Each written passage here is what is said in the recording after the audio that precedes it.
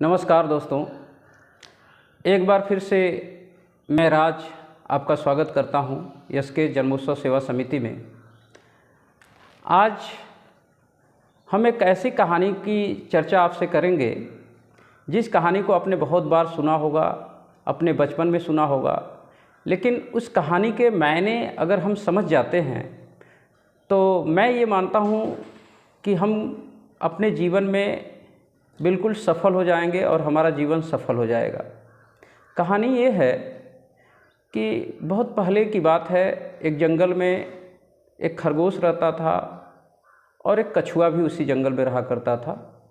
तो खरगोश और कछुआ के बीच में एक दिन बातों ही बातों में रेस लग जाने की बात होती है और दोनों लोग आपस में रेस लगाते हैं। क्योंकि खरगोश को ये पता होता है कि ये रेस मैं जीत जाऊंगा, उसको इतना कॉन्फिडेंस होता है क्योंकि खरगोश अपनी शक्ति से वाकिफ़ था। वो जानता था कि मैं बहुत तेज़ दौड़ता हूँ और ये जो कछुआ है वो बहुत धीरे धीरे दौड़ता है, तो मुझसे जीत नहीं सकता है, ये उसको पता था। तो दोनों में रेस होता है। कछुआ इस बात का फिक्र नहीं करता है कि खरगोश बहुत तेज़ दौड़ता है, मैं जीतूंगा कि नहीं जीतूंगा, इस बात का कोई वो परवाह नहीं करता है और वो रेस में भाग ले लेता है। और जैसे ही रेस स्टार्ट होता है, खरगोश बहुत तेज़ी से दौड़ लगाता है और दौड़ते दौड़ते काफ़ी दूर निकल जाता है और पीछे मुड़कर जब देखता है तो कछुआ उसको नज़र नहीं आता, क्योंकि कछुआ की स्पीड जो है बहुत धीरे धीरे होती है, बहुत धीरे धीरे वो चल रहा होता है। तो इसी दौरान होता क्या है कि जब खरगोश देखता है कि कछुआ दिखाई नहीं दे रहा तो वो एक पेड़ के नीचे आकर के सो जाता है और सोचता है कि फिर थोड़ा आराम कर लेते हैं तो आगे बढ़ते हैं। और लेकिन कछुआ कंटिन्यू चलता रहता है और इसी दौरान कछुआ जो है खरगोश के पास पहुंचता है और देखता है कि खरगोश सो रहा है और वो जो है लेकिन अपने काम में लगा रहता है और वो कछुआ जो है आगे निकल जाता है और धीरे धीरे चलते चलते फिनिशिंग लाइन तक पहुंच जाता है। और इसी दौरान जो है खरगोश का नींद खुलता है और वो देखता है कि कछुआ तो अब फिनिशिंग लाइन पर पहुंच चुका है और वहाँ से वो अब निकलने वाला है, रेस जीतने वाला है। लेकिन खरगोश पूरी ताकत के साथ फिर दौड़ना स्टार्ट करता है, तब तक कछुआ जो है फिनिशिंग लाइन को पार करता है और वो रेस जीत जाता है। देखिए, रेस जीतना चाहिए था खरगोश को क्योंकि उसकी स्पीड तेज़ थी, उसको ईश्वर ने ताकत दिया था, दौड़ने का क्षमता दिया था, लेकिन वह रेस नहीं जीत सका। उसके पीछे का कारण क्या है, इस कारण को समझना बहुत ज़रूरी है। देखिए, जब रेस स्टार्ट हुआ था तो कछुआ ने कभी ये नहीं सोचा कि मैं जीत पाऊंगा कि नहीं जीत पाऊंगा। बस उसने एक बात सोचा कि ईश्वर ने मुझे जितना ताकत दिया है, जितनी शक्ति दिया है, मैं अपनी पूरी ताकत और शक्ति से इस रेस को जीतने का प्रयास करूंगा।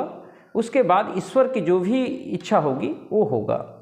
और वो पूरी ताकत और इच्छा शक्ति के साथ अपना दौड़ना शुरू करता है और उस रेस में आगे निकल जाता है।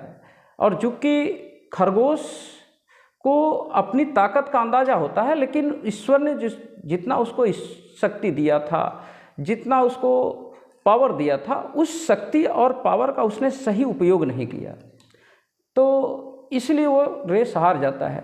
इससे हमको ये समझ में आता है कि हम अपने जीवन में जो भी काम करें उस काम में हमको हमेशा सतत प्रयास करना चाहिए, कॉन्टिन्यू प्रयास करना चाहिए।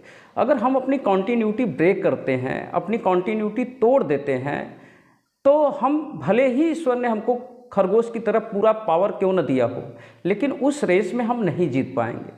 और एक कछुआ जो कि अपनी पूरी धैर्य, साहस और जितना भी समर्पण था, पूरे समर्पण के साथ दौड़ते हुए धीरे ही दौड़ते दौड़ते वह रेस जीत जाता है। तो अगर हमें अपने जीवन में सफलता चाहिए, किसी काम में सफलता चाहिए, तो सबसे ज़रूरी बात यह है कि हम अपनी कॉन्टिन्यूटी कितनी बरकरार रखते हैं। अगर हम अपनी कॉन्टिन्यूटी बरकरार रखते हैं तो निश्चित रूप से हमको उस काम में सफलता मिलेगा। और देखिए, मैं एक बात और कहूँगा कि बिना उद्देश्य के जो जीवन होता है वो पशु समान होता है। और जिस काम में हम लगें, पूरे उद्देश्य से लगें, पूरे मन से लगें, पूरे धैर्य से लगें, तो निश्चित रूप से उसमें हमको सफलता मिलेगा। तो आज इस बात को अगर हम लोग अपने जीवन में उतार लेते हैं कि ईश्वर हमको जितना भी शक्ति दिया है, जितना भी पावर दिया है, उस शक्ति से हम चलना स्टार्ट करें और ये सोचे बिना कि हमारे साथ और बहुत सारे खरगोश भी दौड़ रहे हैं, उसको नेग्लेक्ट करते हुए अगर हम अपनी पूरी ताकत से रेस में हिस्सा लेते हैं तो निश्चित रूप से हमको ईश्वर सफल बनाएगा। और इन्हीं बातों के साथ जो है फिर हम लोग मिलेंगे अगली वीडियो में एक नई मोटिवेशनल वीडियो के साथ, छोटी सी कहानी के साथ। तब तक के लिए धन्यवाद। और आप चैनल को सब्सक्राइब करिए और इस कहानी को लोगों तक पहुंचाइए, जिससे कि अगर हमको जीवन में कुछ आगे बढ़ने का मौका मिले। तब तक के लिए धन्यवाद, नमस्कार।